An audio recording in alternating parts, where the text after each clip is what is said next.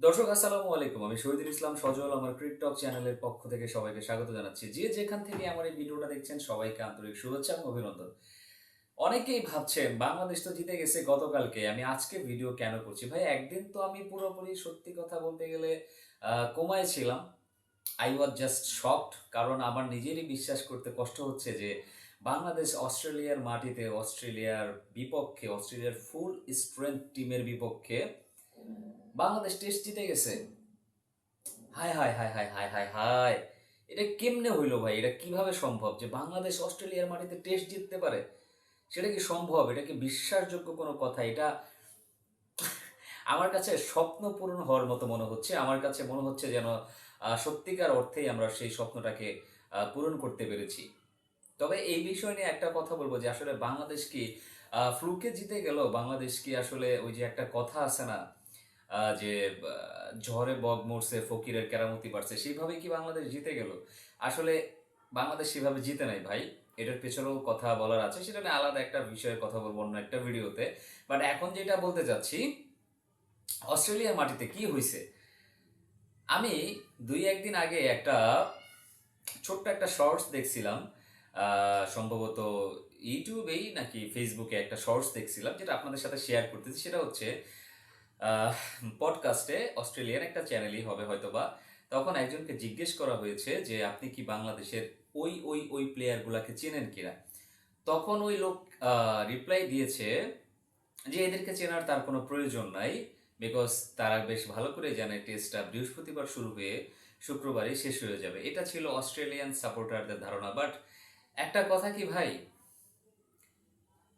অহংকার যে পতনের মূল, সেটা কিন্তু অস্ট্রেলিয়ার ক্ষেত্রে একদম ক্লিয়ারলি দুইবারই দেখা গেছে। অনেক বছর আগের একটা কথা মনে করিয়ে দিতে চাই। ইংল্যান্ড, অস্ট্রেলিয়া এবং বাংলাদেশ নিয়ে একটা ত্রিদেশীয় সিরিজ অনুষ্ঠিত হয়েছিল, যেখানটাতে তৎকালীন অস্ট্রেলিয়ান ক্রিকেটার শেন ওয়ার্ন ব্যাখ্যা করেছিলেন, মন্তব্য করেছিলেন যে বাংলাদেশের এই ত্রিদেশীয় সিরিজ খেলার কোনো যোগ্যতাই নাই।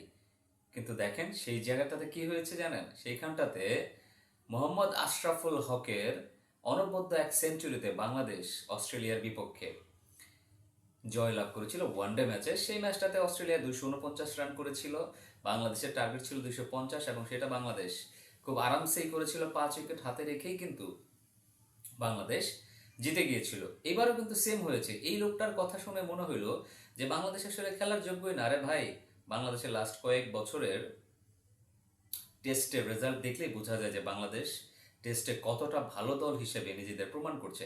তো যাই হোক, সে সমস্ত কথা বলবো না, সেটা অন্য একটা ভিডিওতে আলোচনা করা যাবে। কথা হচ্ছে অস্ট্রেলিয়া টস জিতে ডারউইনে আগে ব্যাট করার সিদ্ধান্ত নিয়েছিল, এবং সেটাই বাংলাদেশের জন্য একটা সোনায় সোহাগার মতো একটা বিষয় হয়ে দাঁড়িয়েছে। দেখেন, অস্ট্রেলিয়া আগে ব্যাটিং করে প্রথম ইনিংসে দুর্দান্ত বোলিং করেছেন বাংলাদেশের হাসান মাহমুদ। বেশ কিছুদিন আগেই কাউন্টিতে খেলে এসেছেন। সেই কাউন্টির এক্সপিরিয়েন্সটা একদম হাতে কলমে এসে অস্ট্রেলিয়াতে ঠিক যেভাবে অ্যাপ্লাই করলেন, স্পেশালি ট্রাভিস হেডকে ব্যাক টু ব্যাক দুইটা ইনিংসে ইনসাইড এজ করে যে আউট করাইলেন, সেটা কি ভাই আসলে আপনার মনে হয় ট্রাভিস হেড ইচ্ছে করে আউট হয়ে গেছে? নো নো নো নো, সেটাই আসলে বলের জাদু, বোলিংয়ের জাদু, বোলারের জাদু। বলটাকে করাই হয়েছিল ওইভাবে যে না বাইরে না ভিতরে, হালকা একটু ইনসুইং করে ভিতর দিকে ঢুকে ট্রাভিসেটকে ব্যাক টু ব্যাক দুই ইনিংসে একইভাবে আউট করে দিয়েছেন Hasan Mahmud. That was the total quality pace bowling from Hasan Mahmud. এটা নিয়ে কোনো আহ, দ্বিধাদ্বন্দ্বের কোনো বিষয় নেই। তো তার এই গুরুত্বপূর্ণ বোলিংয়ে তার সাথে ভালো একটা সাপোর্ট দিয়েছিলেন প্রথম ইনিংস ইবাদত হোসেন, তাসকিন আহমেদ, তিনজন মিলে কিন্তু অস্ট্রেলিয়ার 10টা উইকেট তুলে নিয়েছিলেন। তারপরে যেটা হয়েছে ভাই, বিশ্বাস করেন আমি চিন্তাও করতে পারি না। আমরা যখন এই টেস্টটা শুরু হয় তখন ভেবেছিলাম যে বাংলাদেশের ব্যাটাররা মিচেল স্টার্ক, হ্যাজেলউড, প্যাট কামিন্সদেরকে কিভাবে ফেস করে, সেটাই হচ্ছে মজা নেওয়ার বিষয়। ফ্র্যাঙ্কলি বলছি, মন থেকে বলছি, এটাই ভেবেছিলাম যে টেস্টটা শুরু হওয়ার আগে বাংলাদেশের ক্রিকেটাররা হয়তো এইভাবেই খেলবে, এইভাবেই আউট হয়ে যেতে পারে, বা কিভাবে কতক্ষণ লড়াই করে টিকে থাকতে পারে। এটাই ভাবছিলাম যে একটা ভালো লড়াই আমরা চাই। কিন্তু ভাই, বাংলাদেশের ব্যাটসম্যানরা এমন ব্যাটিং করছে, একদম প্রথম ইনিংসেই অস্ট্রেলিয়ার চাইতে 228 রান বেশি করছে, 426 করছে বাংলাদেশ। আনবিলিভেবল না? কি অবিশ্বাস্য মনে হয় না? যে নিজেদের দেশ অস্ট্রেলিয়ার মাটিতে গিয়ে অস্ট্রেলিয়ার ফুল স্ট্রেংথ মেম্বারের বিরুদ্ধে একটা ম্যাচ খেললো, মানে কি দুর্দান্ত, তাই না? চিন্তা করা যায়, আপনি চিন্তা করতে পারেন, একটাবার চিন্তা করেন তো, চোখটা বন্ধ করে, নিজের কাছে ভালো লাগবে। তো আমি না ভাই একটা দিন পুরো এই ভালো লাগাটাকে এনজয় করছি, আমার কাছে ঈদ ঈদ মনে হয়েছে। সবাইকে ঈদ মুবারক যে বাংলাদেশ অস্ট্রেলিয়ার মাটিতে অস্ট্রেলিয়ার এগেনস্টে জিতে গেছে। এখন কথা হচ্ছে, বাংলাদেশ যে জিতলো, কার পারফরমেন্স আপনার সবচেয়ে বেশি ভালো লেগেছে? তানজিদ হাসান তামিমের 100, হাসান মাহমুদের 6 উইকেট, নাকি মেহেদী হাসান মিরাজের ভেরি ক্রুশাল সেকেন্ড ইনিংসে এসে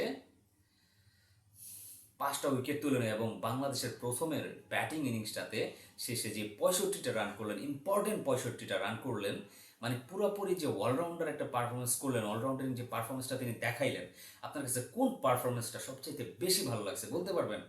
আমি না ভাই কোনো ইন্ডিভিজুয়াল পারফরমেন্সের কথা বলতে চাই না, আমার কাছে মনে হয় অস্ট্রেলিয়ার মতো একটা টিমকে হারাইতে হইলে টোটাল একটা টিম এফোর্ট দরকার, এবং সেটাই বাংলাদেশের টাইগাররা এই টেস্ট ম্যাচটাতে স্পেশালি দেখাই দিছে ভাই। আমি আরেকটা কথা আপনাদের সাথে শেয়ার করতে চাই, আর যদি কোনোদিন বাংলাদেশ কোনো টেস্ট ম্যাচ নাও জিতে আমার কাছে দুঃখ লাগবে না, কারণ আমার জীবদ্দশায় আমার কাছে মনে হয় যেন আমি বাংলাদেশের হয়ে সেরা টেস্ট ম্যাচটা দেখে ফেলছি, সেরা টেস্ট জয়টা আমি দেখে ফেলছি বাংলাদেশের হয়ে। এইটাই ছিল বাংলাদেশের ইতিহাস সেরা টেস্ট জয়। এর চাইতে ভালো আর যদি কোনো বাংলাদেশ টেস্ট ম্যাচ জেতেও আমার কাছে সবার উপরের তালিকায় এই টেস্ট ম্যাচটাই থাকবে, এই টেস্ট ম্যাচটাই থাকবে। এবং এটা অনেক দিন যাবৎ বাংলাদেশের পারফরমেন্সকে আমি বিশ্বাস করি, বাংলাদেশের পারফরমেন্সকে আরও উপরের দিকে নিয়ে যাবে।